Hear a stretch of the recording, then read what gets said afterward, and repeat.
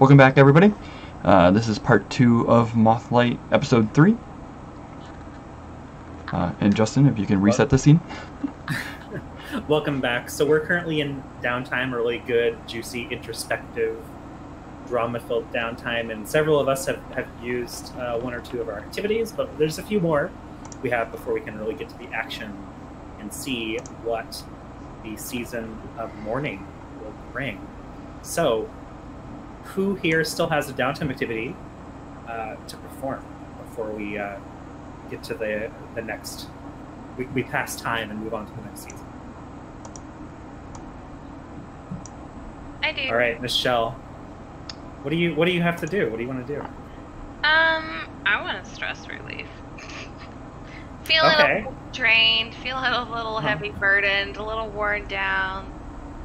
You know, Vholt and just and you took down my took a mark last time, so you're good to be cautious. So your drive is tradition. What do we see you do to relieve this stress? I think you see. I'm probably gonna say like one evening while we're traveling through this area, that kind of like at the firelight or lanterns, whatever we have, you see a couple of fireflies floating and mixing with the floating embers of the fire, and she just starts chanting and doing rhythmic song of Oracle, and just starts telling story after story after story, and you just hear parts of the story reverberating off of a crumbled down building, reverberating into the metal, changing and warping, almost sounding like a little bit of an echo in some phrases. And to help you set the scene, I think there is like this natural music of insects and animals, like in the night, you know, the equivalent of frogs and cicada and stuff like that, thrumming in the background, which kind of provides this music, this natural music to which you can do this activity. Which attribute do you think that would be best associated with insight, prowess, or resolve? It sounds kind of like resolve to me. I think it is a resolve. Yeah, so go ahead and roll 3 dice and reduce your stress by the highest result. 1, 1, and a 4. So, so up to 4. There's no overindulgence in this game. It's not a thing. Darn. We kind of the doubt system is kind of our version of that in some ways. So who here, like, does anyone have an opinion on Sequa doing this? I mean, to me, it's kind of like a moment of like showing her culture, right? This is a tradition. This is probably what she does. Yeah, probably what you do whenever you're with the mystics and stuff. I imagine if you were in the right place, there might be other rituals involved with this this act. Usually what happens is you will occasionally have other speakers come together and they all start singing and chanting, but they're offset, so it almost sounds like a second stanza of the song that continues around. Very cool. Yeah, Sequa's enthralled by this. He finds this absolutely fascinating. Yeah, your stress track is cleared. Who else had a downtime action left? Vholt, do I see that you had one? Yeah, I do have one left over. Might you take this opportunity to relieve some stress, or are you going to live dangerously in this next episode?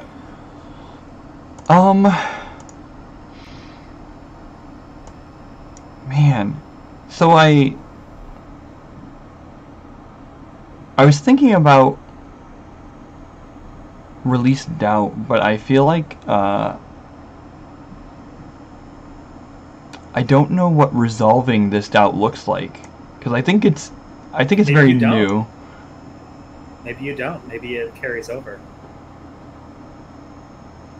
Oh, okay. I see. The way It could be. So we're talking about your doubt of speakers can't be trusted, and I'm pretty sure Sequa is. Yes. So that's to set an example for how this could happen now or in the future.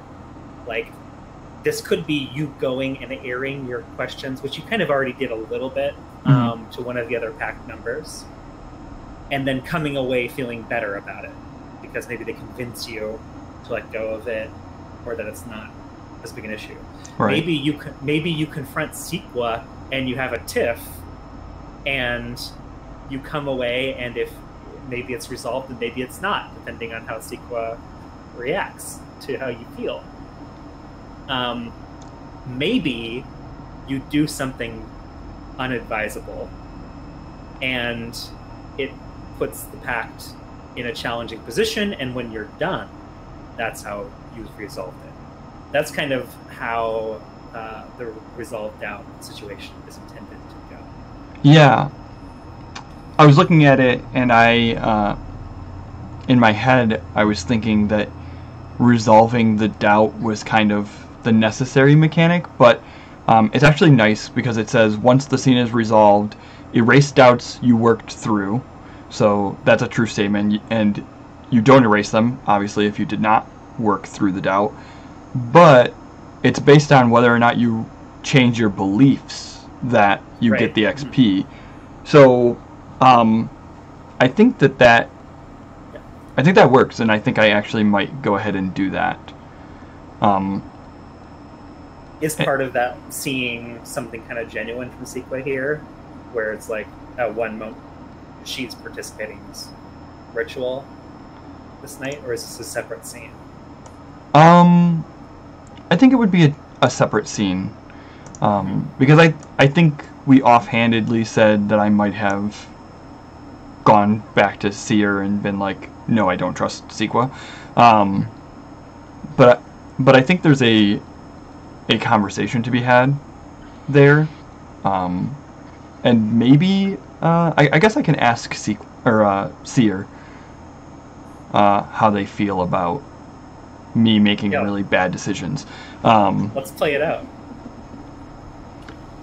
So yeah, and just as a addendum to the other scene with Sequa singing, I think Vholt, it probably was after the finding the signal and everything, and I think there's probably the scene where like Vholt's just farther away from the fire and like rolls over and like puts a pillow over his head or something, just like, oh. Whether that's entirely because just because of recent strain, or like more motivated, is maybe questionable. But yeah, I think I will go to T.S.E.E.R at some point where we can be away from any prying ears. That's a joke, though. But Vholt would kind of come to you,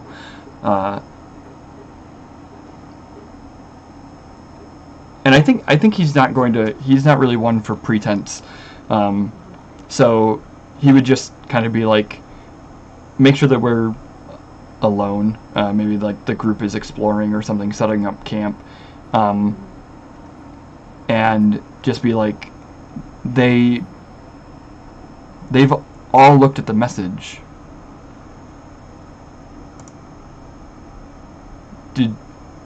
Have you seen it? Did you know about this? I thought we weren't supposed to look at the message. Vholt shakes his head vehemently. That is what the council told us. Yes. Moreover, if I am to believe Kettu, I think more people than just the Pact have seen it. And Vholt kind of like scratches his head or like palms the device that he's gotten. And he's like, I think I may have seen it. I didn't look at the message though. Just Kettu said, and maybe Vholt will like produce the image or bring up like the camera of like this flashing like warning sign. He's like, apparently it's not much more than this. This timer here. But that, I mean, that's wholly irrelevant to whether or not we are listening to what we're supposed to do. I don't entirely understand the purpose of not looking at it. And I don't know if the Ember Wish will know. But we weren't supposed to.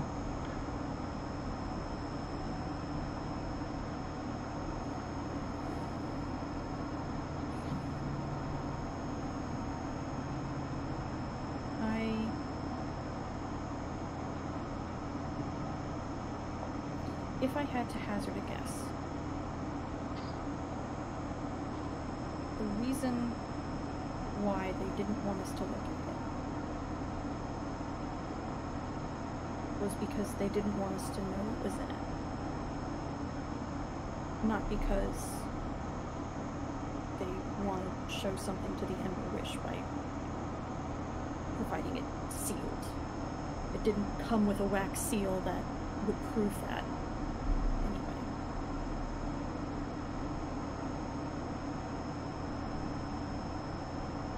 And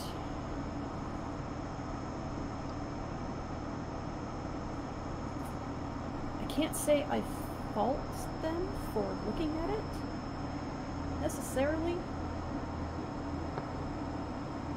but the fact that they would and then not say anything about it, and that they would share it with anyone outside of this pact is concerning.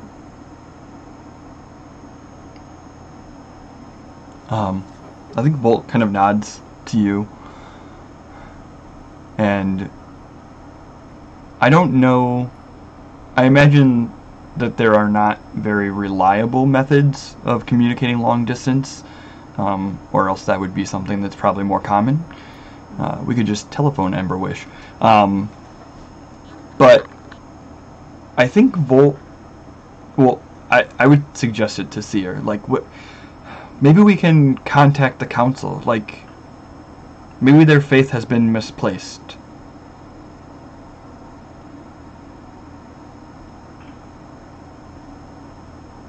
Surely they would know better than us. T.S.E.E.R. taps the data pad. It unmutes. And you can hear it say, like, the message speaking out loud. Like I said, there was kind of a number station on that earlier. But here on this camera, it specifically is saying something a little more coherent. And it's like repeats, it's in the middle of repeating the time that's on the screen. And then it repeats the message and it starts over and it says, time till detection. Incursion into rebel space. Terran Consortium. And then it's like, you can see a blip on the screen. And then it kind of repeats and it says that with the new time, right?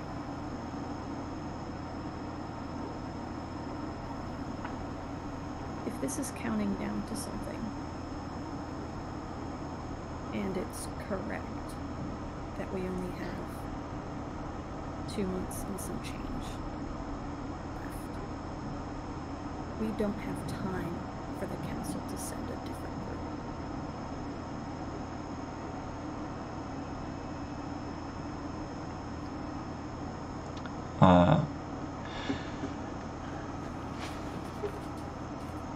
Vholt probably like shifts around, maybe uncomfortably, and he's like, okay, we can find the Ember Wish first. We can carry out this mission, this promise of ours, but how do we rely on somebody who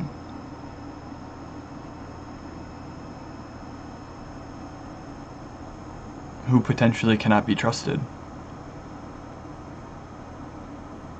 That's easy. You don't.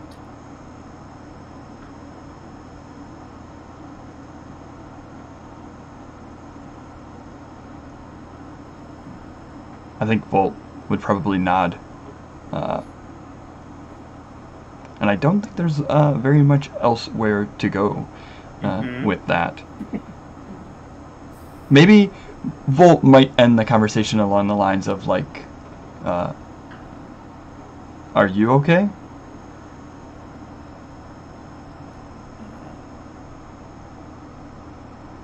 He tilts his head in that very bird-like way. And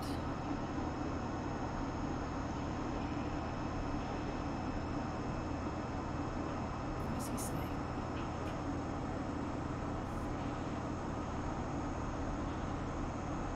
He says something along the lines of,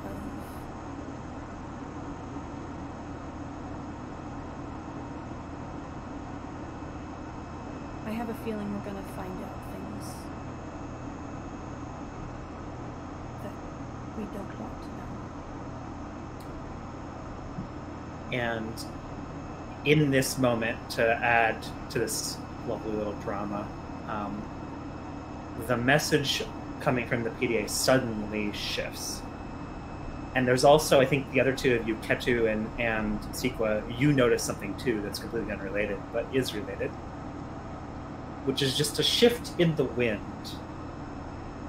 and the quieting of all of the animals and stuff around you. They just suddenly are starting to go silent. And on the PDA, I think the message quickly changed to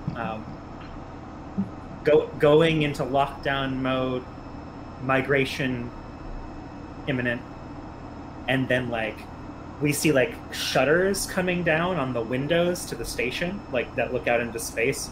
But before they do, as it goes to another camera, there's like a big frontal facing like observation deck or something. You can see this amazing view of Reprieve, and there's just like these shapes, like I think their wings actually glow like whenever they're like in interstellar flight, like there's something like luminescent about them or something. And so we actually get maybe the first up close look of like the biological version of these moths that we've been talking about. And I think it's fun if we think of them, like the mechanical versions we've seen, as inspired by the real thing. But these are all kinds of giant insectoid creatures, various species. You know, when I say moths in the game are not just like, you know, fuzzy poodle moth looking things, right? It's a variety of creatures, and we see them not up close, but from a distance, like these enormous wings that don't flap or anything, that just like glow and project them through the coldness of space. And the camera zooms out to see streaks, almost like meteor strikes, above you in the night sky, and you going through your heads is just like the idea, okay, it's that time to get serious, time to find some place to hide. This is a yearly thing for each of you. You're all, you know, adults or older older adolescents. You know that this is not a time to think about anything but your own safety. And this is a good time for me to go around the table and ask you, what is the first thing you all know to do when the moths arrive in morning. Put on our moth costumes and blend in. Yeah, sure. Says the one who lives in a city that they never have to leave. Exactly. Yeah. Vholt knows to go straight to Kettu. Yes. Because above ground is not safe. Yeah, you would usually hunker down and leave if you were above ground. Yeah. I'm sure Lemons has plenty of space. We can go back there. Yeah. I think Kettu suggests like finding some, I don't know, underground place we can go to, right? And like concealing it. You think to your map, probably. Yeah. Did you already have a place planned out on your map that you could go to hide during the night, at the very least? Yeah, I think so. Huh.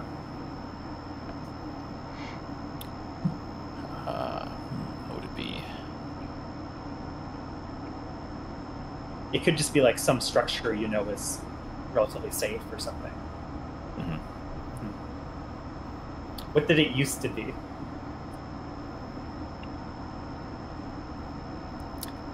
Probably some like high-end hipster tap, you know? Uh-huh. But now Kettu has a drinking problem. the windows have been like covered over with steel sheeting and whatnot. Have you stayed here before? I was kind of a wanderer, right? You're probably one of the few people in this group, other than, T.S.E.E.R in a past life, who actually like roams around in, outside of Reprieve when the moths are roaming. Yeah, I think Ember brought me here when I was a kid. I like that. So you all are making your way towards the structure. T.S.E.E.R, does the moth's arrival bring out anything in you internally? The thought that runs through T.S.E.E.R's head as he looks up and watches this is find him, keep him safe, and he has no idea what it means. I like that. And so we get like a zoomed out picture. Maybe this is where like there's some more serious music. In the evening time, we can just see you kind of, your body is kind of moving through the territory led by Kettu towards this shelter. You mentioned it's a hipster tap. I'm kind of maybe thinking of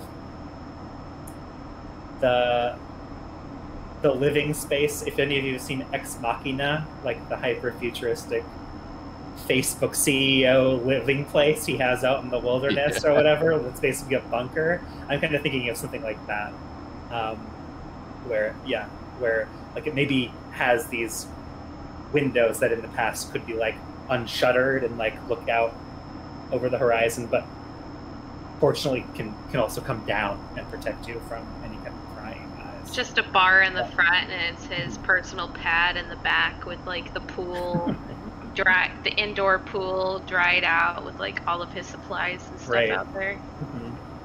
It's got the Blade Runner windows where like the shade comes down, Exactly, 100%. And as the windows are coming down, there's like someone has rigged up a mechanical way to do it, right? Like just pulling on some chains. Maybe it takes multiple of you to do. We actually see maybe even like a moth like land in the distance, and it's this is a good time to pitch the cover art, which maybe some of you see on the the splash screen when we go to break by Alucard. So we can get a little more a larger kaiju version of a moth in this episode. That if you look at it, if you go ahead and go to the website at moth.slash.itch.io, you can get a more kind of a horror story or like Pacific Rim version of a moth for you to imagine. But it doesn't take notice of you, fortunately. And that's maybe a good time to close on our episode as we pass into the next season. I'm going to mark that on the promise sheet. I just want to inject here. So I think there's a moment when everyone's settled in, and Kettu disappears for like a couple hours and comes back, and has like the mohawk like Lemon, and like the vest with no shirt like Lemon. Oh my gosh! and it has you, Sequa. You want to drink some of this? This fermented wow. Somebody has been partying it up in the bathroom way too much alone time. He's not making you pay. Anyway.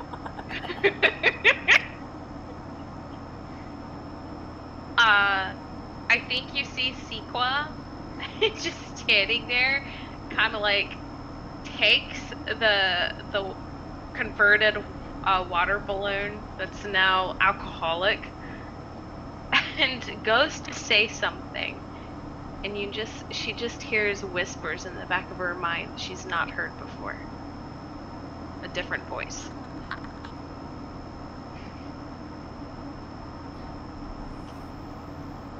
And I think that's a good end scene, because I want to address Kettu, and I have plenty of time. Indeed you do. So let us look to recap our game and maybe earn some XP. Let us look to our XP questions. Starting with Nychelle. I see Nychelle, Eskur, Danielle, and Tog in that order. Let's go through the XP questions. So, Nychelle. Express your background, drives, or beliefs. Hey! I think you did. I think I did. Probably multiple times, right? Yeah. Anyone agree with that? Yeah. Yeah, so go ahead and earn 2 XP for that. Excellent. Struggled with issues from your harm, doubt, or mark. I think you really roleplayed your mark this episode. I noticed it a couple times, you bringing things up related to it. Whether you struggled with it, well, I mean, I think you did, because it caused a lot of issues with everyone else, right? Sequa sees no problem. Right, so I think that could be your version of struggle with it. I feel like everyone has had a doubt related specifically to you, so I think I think you're struggling with it, even if you don't know it. That's what the favorite means, right? It interacts with how we work together as a team, and I think it's also setting up for other issues that she is definitely going to come into contact, especially in this next session. So I would say that is worth 2, unless somebody says otherwise. Do you remain true to the Pact? Yes. Do you have doubts? Yes. Would you go ahead and document those, any number of them, with a short sentence? I still have the one of I believe our mission to be skewed, and I think I'm going to add a new one today. All right. Feel free to tell us at an appropriate moment. Okay. Eskur, for Kettu, did you express your background, drive, and belief? Yeah, I think so. Just doing. Yeah, we definitely saw you do. Like, I like how you started this episode asking if you had a place, and then you literally made a map and led people to safety, like based on your wanderings and your worldliness. I think that was a cool juxtaposition. Yeah, I changed my belief after the released out. So it's now like I will So before, Kettu was kind of dependent on people's approval, or their outward signs of happiness, and now it's more like Kettu's still gonna be the whimsical, heart, but they're just gonna be there and not, not like need so much,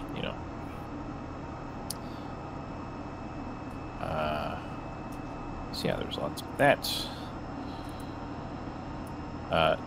So that's what was going on in that last scene, aside from we wanted to do the prank. I forget. Are we doing we doing the first question round? We can do the whole thing for one character. So, yeah. So I think your answer is yes for that. You struggle with issues from your harm, doubt, or mark. Yeah. There was a good deal of that. I'd agree. I think I will mark one and think about the second. I don't know. We'll see if it's worth that. Do you venture to the Pact? Yeah. I do. And do you have any additional doubts? I do. I erased two I had, and now I'm wondering if I can escape Ember's shadow. Oh, that's a really interesting one. Especially as we close in. See what's up with Ember. Danielle, did you express your background, drive, or beliefs as seer today? I think I did. I would agree. Yeah. A lot of good roleplay today, so we're really hitting a lot of these questions for sure. And I think I struggled with my doubt a lot. Oh yeah, that's kind of what this episode was about. And do you remain true to the Pact? Yes. Okay.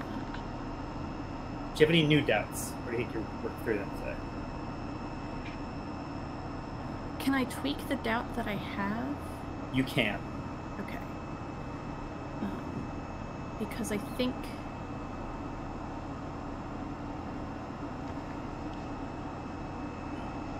it's something like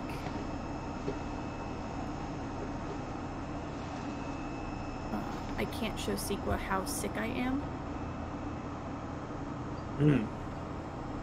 Something Interesting.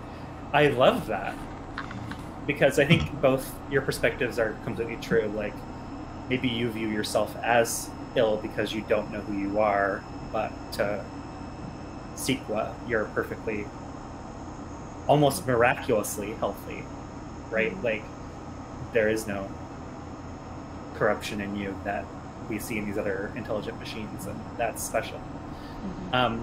Yeah. Okay, and Vholt, did you express your background, driver, beliefs? Yes, I believe so. Possibly even twice. I think even just like the art, and definitely the, well, I don't know if that falls more into doubt at this point. Like, the stuff with the speakers is more on doubt side.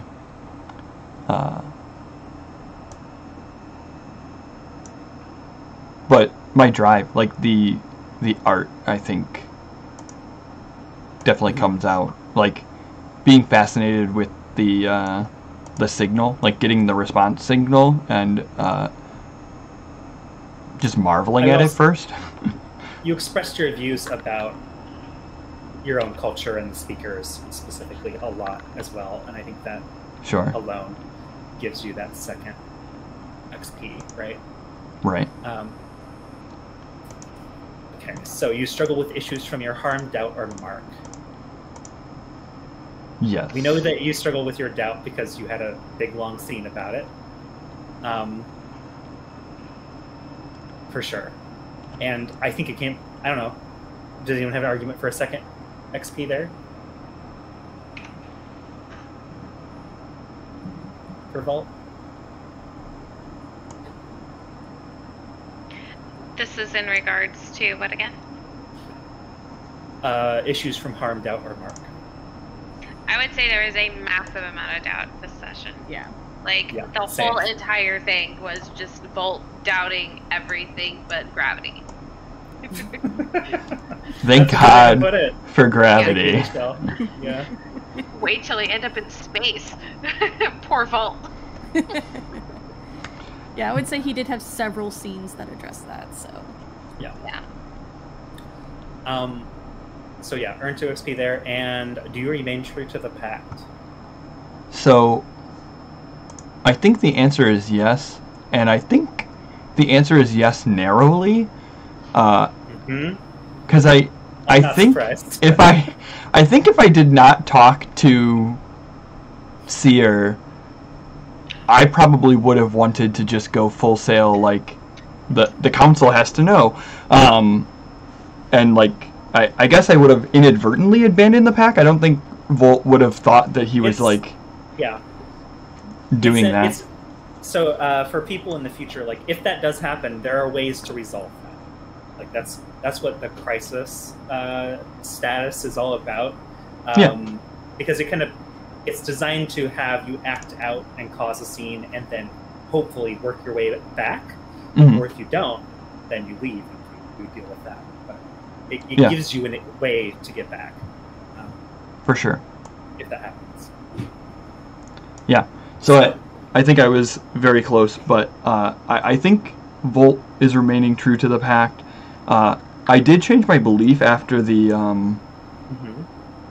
release doubt, because my previous belief was the Ember Wish won't believe us, this evidence is not enough, or the message isn't, it needs to be backed up by evidence. But I think that finding this signal simultaneously is evidence that kind of like validates what Vholt kind of believes. But at the same time, I changed my belief to I can't trust Sequa to deliver this message, which is basically what, like... That's a really good one, because it's in, as far from your perspective, it's in line with what the Pact needs, right? Because to you, Sequa can't be trusted, but that means maybe you can, maybe other people here can, right? Right. So for you to succeed, you have to be doubtful of what Sequa tells you. I like that. That works. And is likely to give you even more doubt in the future if you act on it, right? So we'll see how that works out. Yeah. Excellent. I'm thinking some people got advances during that, so if you already selected something, go ahead and tell us about it. Otherwise, we'll talk about it at the beginning of the next session. I am taking a move. Kind of want it to be a surprise for the listeners. Beautiful. Anyone else? We're good. Then, yeah. Any stars for this episode? I just want to say, I really like having occasionally like a really roleplay heavy downtime episode. That's my jam, and so I really loved a lot of the roleplay that came out. And this kind of story progression too. We got a lot more detail about what we're doing and what's at stake. It's good shit. I really like Sequa talking to T.S.E.E.R at the beginning. Same. Yeah. And like that knowledge that she's paying attention to her effect on other people. Yeah, I mean, she doesn't necessarily have a lot of finesse when it comes to communicating, but like she does know how to communicate with others. So, yeah, it's good. Yeah, amazing session, guys. Yeah, I think I finally found a way to prod Sequa. By shaving half your head, getting a mohawk. lemons all day. What guy That's is some dedication. Yeah. be back in the downs, turns around from his drink and realizes his jacket's missing? Like, it's going to be bad. I like the point that Sequa wants nothing more than to mess with Vholt's head, and Kettu wants nothing more than to mess with Sequa's head. Right. I'm not a part of this, but you guys can deal with that. Oh, you are definitely a part of this. You are part of this I would say, war machine.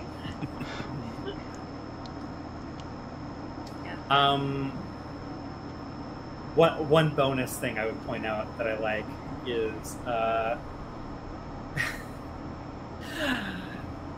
every time I realize, oh yeah, Seer can just fly. It's kind of just fun to think about that Seer is just like Supermaning his way around this environment. That's really cool. Yeah, the catching the tree was Yes. ridiculous. Just Iron Manning everywhere. It's great. Well, that has been an excellent episode of Mothlands. Thank you, everyone who's watching and for sticking around for the game. As usual, I am Justin. I am the designer of the game and your GM for this. Who is everyone else? Well, I'm Nychelle, or Mistletoe T-Rex on Twitter. You can also find me at my itch.io, which is mistletoe -kiss.let